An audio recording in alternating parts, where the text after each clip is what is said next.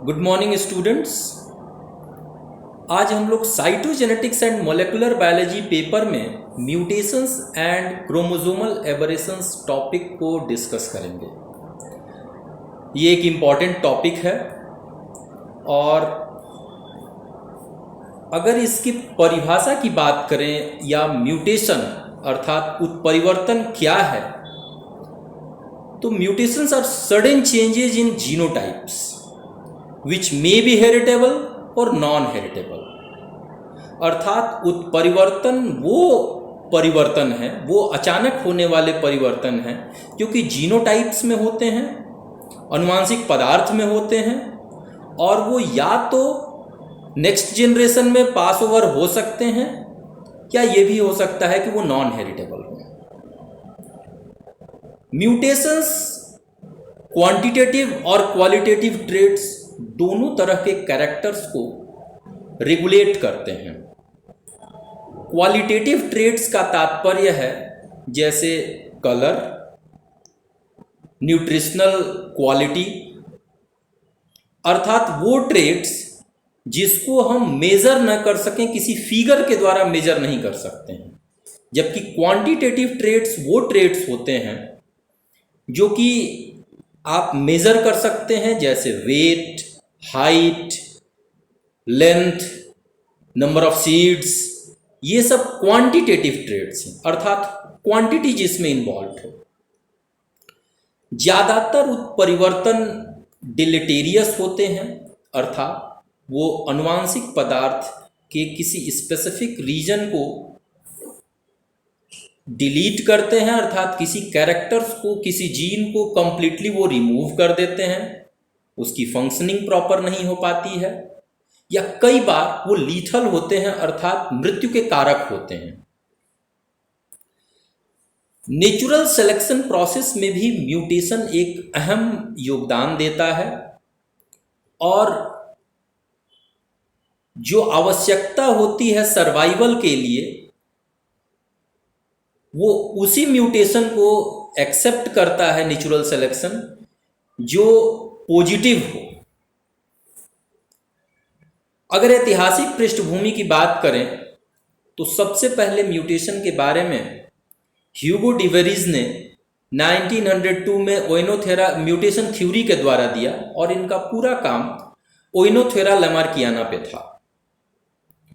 लेकिन ह्यूगो डिवेरिज ने जो म्यूटेशंस के बारे में बताया वो ज़्यादातर म्यूटेशंस क्रोमोसोमल थे, जो कि आवश्यक नहीं है कि वो अगले जनरेशन में इनहेरिट हों। म्यूटेशन पे पहली प्रॉपर स्टडी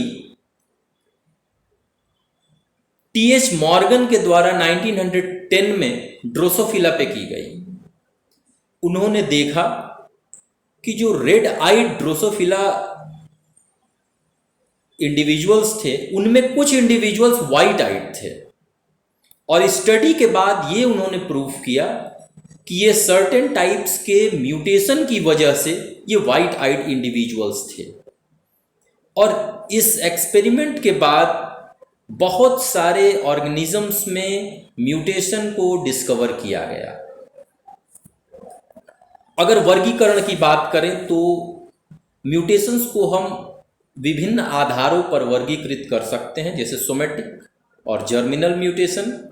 सोमेटिक म्यूटेशन, अगर म्यूटेशन वेजिटेटिव सेल्स में है तो वो सोमेटिक म्यूटेशन कहा जाता है, और रिप्रोडक्टिव सेल्स में है तो जर्मिनल म्यूटेशन कहा जाता है। सिमिलरली अगर ऑटोसोम्स में है तो autosomal mutation, sex linked chromosomes में है तो सेक्स लिंक्ड म्यूटेशन, स्पॉन्टेनियस या इंड्यूस्ड म्यूटेशन हो सकता है, फॉरवर्ड या बैकवर्ड म्यूटेशन हो सकता है, डोमिनेंट या रिसेसिव म्यूटेशन हो सकता है ट्रेट के आधार पे, और कई बार लीथल म्यूटेशंस भी होते हैं जो कि डेथ के कारक होते हैं। तो इन सभी वर्गीकृत को हम विस्तार से आगे देखेंगे।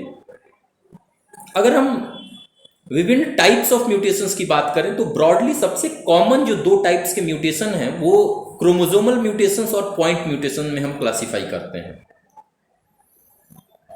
क्रोमोसोमल म्यूटेशन अर्थात गुणसूत्रों में होने वाले उत्परिवर्तन की बात है इसमें, और जो गुणसूत्र में या तो संख्या में उसके परिवर्तन हो जाए, उत्परिवर्तन की वजह से या उसकी संरचना में परिवर्तन हो। तो क्रोमोसोमल म्यूटेशंस को हम दो टाइप्स में क्लासिफाई करते हैं, डिवाइड करते हैं। न्यूमेरिकल चेंजेज इन क्रोमोसोम्स, मतलब जिसमें पूरी प्लॉइडी लेवल बदल जाती है, और दूसरा डिफरेंट स्ट्रक्चर्स में क्रोमोसोम्स के डिफरेंट टाइप्स के जो चेंजेज होते हैं वो स्ट्रक्चरल चेंजेज इन क्रोमोसोम्स कहे जाते हैं।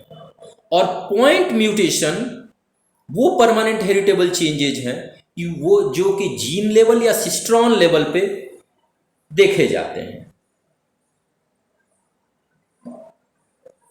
स्पॉन्टेनियस और इंड्यूस्ड म्यूटेशन की बात करते हैं। स्पॉन्टेनियस म्यूटेशन वो म्यूटेशन है जो अपने आप नेचर में, प्रकृति में अपने आप होते हैं, किसी विशेष एजेंट के जरिए जानबूझकर नहीं कराए जाते हैं, वो स्वतः होते हैं। जैसे साइनोडॉन अर्थात दूब घास में जो प्लॉइडी लेवल है वो नेचर में खुद से किसी आर्टिफिशियल एजेंट की वजह से वो म्यूटेशन नहीं है, उसमें जो डिफरेंट टाइप्स की जो प्लॉइडी लेवल पाई जाती है। दूसरी तरफ इंड्यूस्ड म्यूटेशन की बात करें तो ये वो म्यूटेशन है जो कि इंटेंशनली किसी भी ऑर्गेनिज्म में हम इंड्यूस करते हैं, बाहर से हम उसको इस्टेब्लिश करते हैं, और जिन माध्यमों के द्वारा उन उत्परिवर्तनों को इस्टेब्लिश किया जाता है उन्हें हम म्यूटाजेंस कहते हैं। तो म्यूटाजेंस दो तरह के हो सकते हैं, फिजिकल म्यूटाजेंस भौतिक कारक, और दूसरे केमिकल म्यूटाजेंस अर्थात रासायनिक कारक।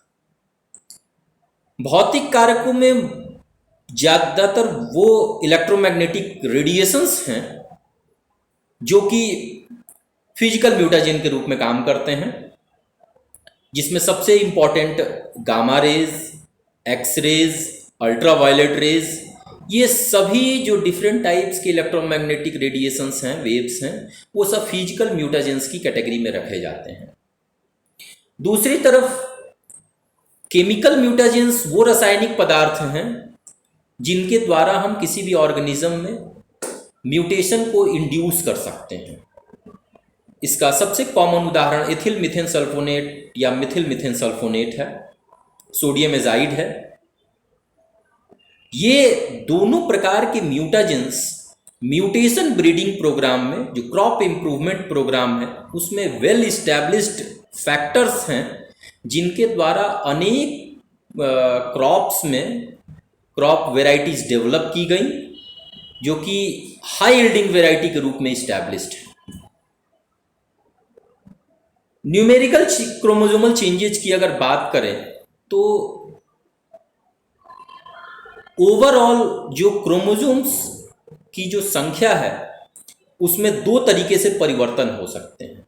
या तो पूरा का पूरा क्रोमोसोमल सेट ही बदल जाए, या किसी एक विशेष सेट का एक certain number of chromosome add हो जाए या रिड्यूस हो जाए। यदि कंप्लीट सेट में अगर क्रोमोसोम्स के चेंज आता है तो उसे यूप्लॉइडी हम कहते हैं, और यदि किसी सेट के स्पेसिफिक सेट के एक या दो क्रोमोसोम्स में चेंज आता है तो उसे हम एन्यूप्लॉइडी कहते हैं। अगर हम यूप्लॉइड स्पीसीज की बात करें तो यूप्लॉइड स्पीसीज में, यूप्लॉइडी में अलग ऑर्गेनिजम्स में जो बेसिक सेट होता है क्रोमोसोम नंबर का उसे हम यूप्लॉइड कहते हैं, और उसमें यह हो सकता है कि उसमें नंबर उसका चेंज हो सकता है, वो बढ़ सकता है। जैसे उदाहरण के लिए रोज में हैप्लॉइड सेट में 7 क्रोमोसोम्स होते हैं और उसमें ऑक्टाप्लॉइडी तक रिपोर्टेड है, अर्थात 8n56 क्रोमोसोम्स उसमें हो सकते हैं। सिमिलरली क्राइसेंथेमम, गुलदाउदी का पौधा जो होता है, उसमें बेसिक क्रोमोसोमल सेट का जो नंबर है हैप्लॉइड क्रोमोसोम नंबर 9 है, और उसमें डेकाप्लॉइड अर्थात 90 क्रोमोसोम्स तक रिपोर्टेड है। सिमिलरली सोलेनम में जिसका हैप्लॉइड क्रोमोसोम नंबर 12 है उसमें भी डेकाप्लॉइडी रिपोर्टेड है, अर्थात 120 क्रोमोसोम्स तक हो सकते हैं। तो ये सभी न्यूमेरिकल चेंजेज इन क्रोमोसोम्स के उदाहरण हैं। एन्यूप्लॉइडी की बात करें तो यदि किसी भी प्रकार का अगर लॉस या गेन है कुछ क्रोमोसोम्स में एक स्पेसिफिक सेट के, तो उसे हम एन्यूप्लॉइडी कहते हैं। और एन्यूप्लॉइडी के अगर कारण पे अगर ध्यान दें तो सबसे इंपॉर्टेंट उसका कारण है जो समसूत्रीय या अर्धसूत्रीय विभाजन के दौरान जो नॉन डिसजंक्शन होता है, वो सबसे मेजर कारण है एन्यूप्लॉइडी कंडीशन के लिए। और एन्यूप्लॉइडी लगभग हर परिस्थिति में वो डिलेटेरियस होता है, अर्थात वो किसी न किसी प्रकार से किसी न किसी जीन को वो डाउन रेगुलेट करता है या उसके फंक्शनिंग को हैम्पर करता है। तो ये पूरी बात हुई आज, ये बेसिक इंट्रोडक्शन था। अगली क्लास में हम लोग म्यूटेशंस और क्रोमोसोमल एबरेशन में स्ट्रक्चरल चेंज और दूसरे एस्पेक्ट्स की बात करेंगे। Thank you, have a nice day.